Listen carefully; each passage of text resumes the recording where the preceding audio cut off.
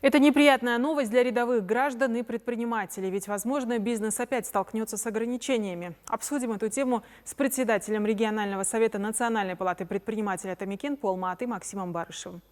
Добрый вечер, Максим. Если ситуация будет осложняться и ведут строгие карантинные правила, как это переживет бизнес? В 2020 году были введены строгие ограничения и запрещение перемещения в связи с коронавирусом. И в 2021 году были также введены ограничения на осуществление предпринимательской деятельности и выхода, собственно, сотрудников на работу.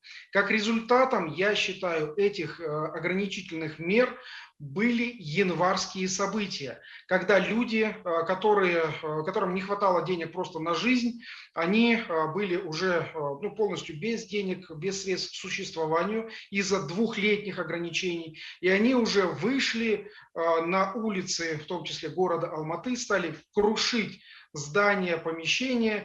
Ну и мы видели очень большое количество разрушенных, разбитых магазинов, витрин и украденных товаров, в том числе была украдена даже еда из супермаркетов.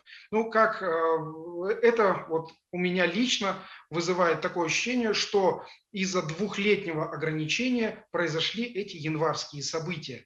Я считаю, что нашему правительству необходимо сделать выводы из этого и ни в коем случае не вводить ограничительные меры.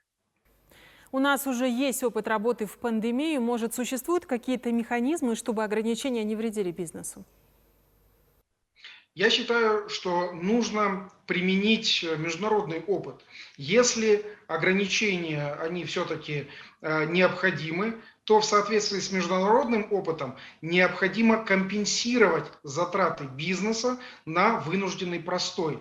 Например, в странах Европы возмещали среднемесячную заработную плату, среднемесячную, хочу акцентировать на этом внимание, заработную плату сотрудникам. У нас же делали выплаты 42 500, и то там 1,5 раза. Соответственно, необходимо поддерживать социально всех сотрудников, не то что бизнес. Поэтому я считаю, что или же, если ограничения необходимы, тогда необходимо выплачивать из бюджета, по крайней мере, заработную плату, или же просто не запрещать работать бизнесу. Мы делали как-то грубый расчет в Национальной палате предпринимателей.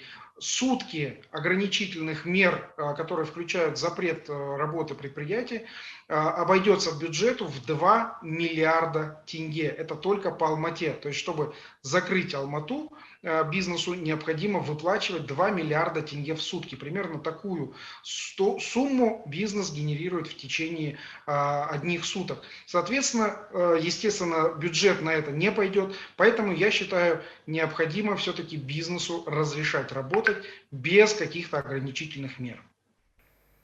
Спасибо вам. Мы говорили с председателем регионального совета Национальной палаты предпринимателей Атамекен по Алма-Аты Максимом Барышевым.